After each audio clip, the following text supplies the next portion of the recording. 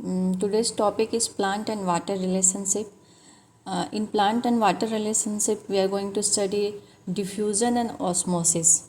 And what is diffusion? Diffusion is random movement of molecules along the concentration gradients. Concentration gradients means higher concentration to lower concentration by their own kinetic energy. So students, remember here that diffusion is the random movement of molecules.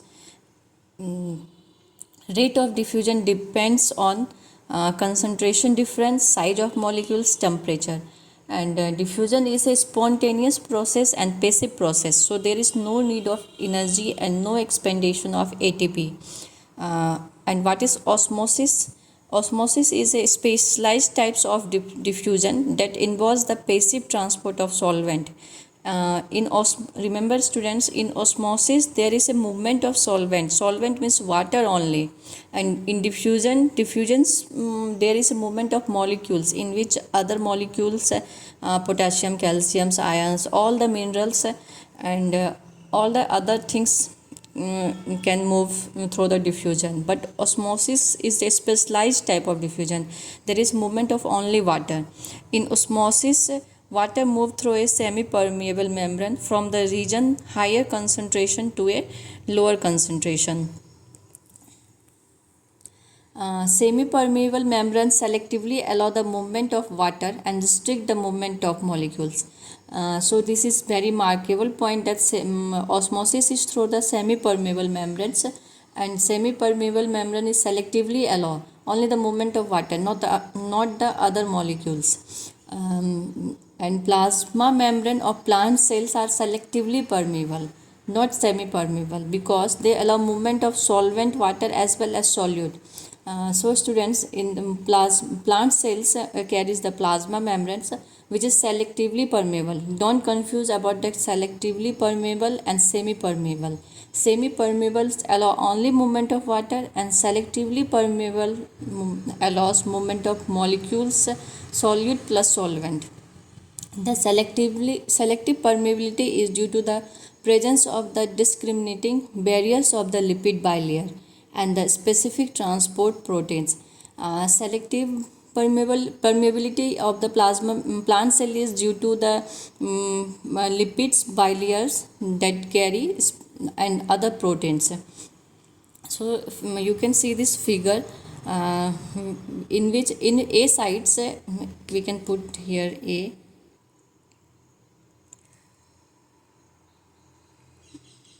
So students, in solution A we can see that dilute solution, low solute concentration. This is solute, this is other particles. Here is less solute particles and here is high solute particles. It means that it is concentrated and it is dilute. And in this is semi-permeable membranes. In osmosis we know that there is a movement of higher concentration to the lower concentration here, and in osmosis there is movement of water, and here we see that solute is less and water is more. All these are water is more, and here is solute is more and water is less. So the movement of water is through from A solution to the B solutions. Next point is pressure. Pressure required to completely stop the entry of water into an osmolality active solution across a semi-permeable membrane. We know that there is everyone wants to make a equilibriums, and in first solution we see that there is a movement of higher concentration to the lower concentration, and in this there is a pressure applied in which water flow from the A solution to the B solutions, and after that equilibrium is maintained. And when equilibrium is maintained, there is a pressure to maintain the equilibriums, and this pressure is called the Turger pressures to stop the osmotic press, to stop the osmosis, because there is a limit of equilibriums. Osmotic pressure required to prevent net water flow. Another topic is tonicity. It is the measure of osmotic pressure gradient of two solutions separated by a semi-permeable membranes, and tonicity is are of three types. Hypertonic solution, hypotonic solution, and isotonic solution. In hypotonic solutions, hypo means less. In hypotonic solution, a solution with a lower content than another solution is referred to as hypotonic solution. In hypo means less and hyper means high. And hypertonic solution is a solution with a higher content of solute. Then other solution is referred to as hypertonic. We take the reference of solute. So solute is in hypertonic, solute is higher, and solvent, which means water is low. In hypotonic, hypo means low, which means that solute is less and solvent is high. It means that water is high. And in isotonics, it maintains the equilibrium, both the side will be equals.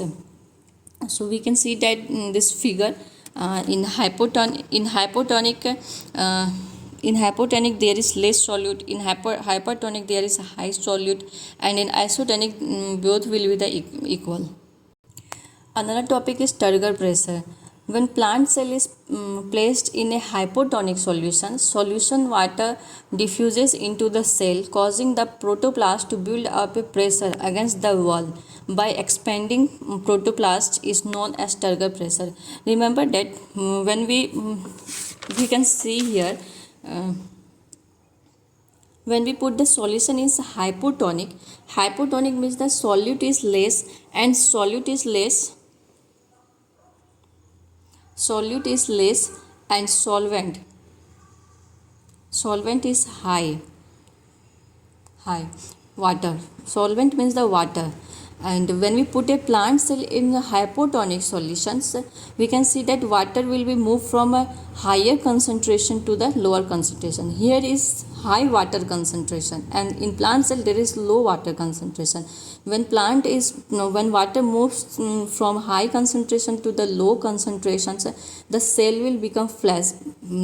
Cell will become turgid. It means that cells will expand.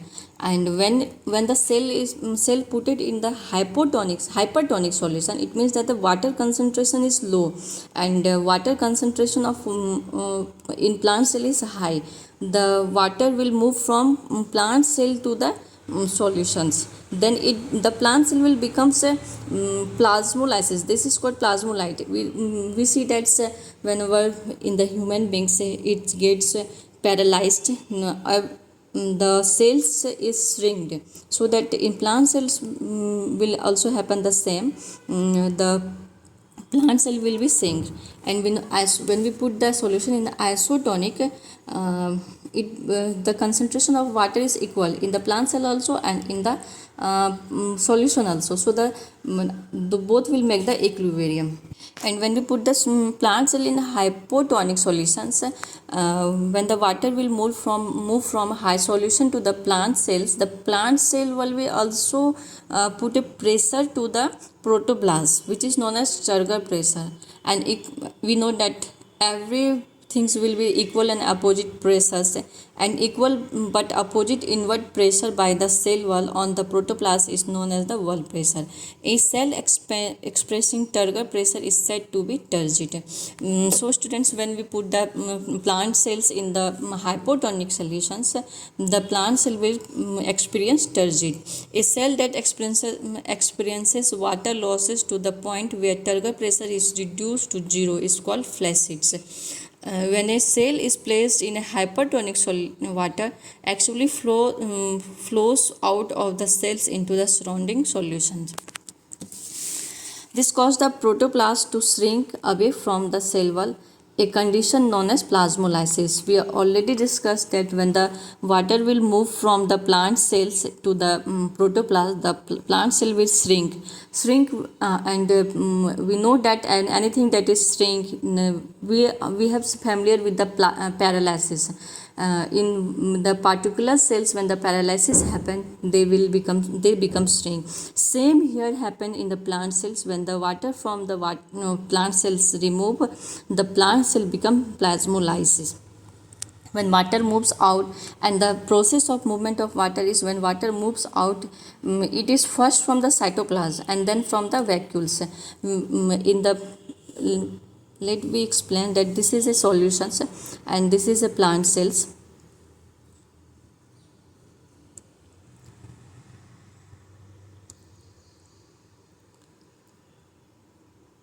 and this is vacuole. This is protoplasm, and this is cytoplasm. The movement of water is from the cytoplasm first, then from the vacuoles. Okay, thank you students.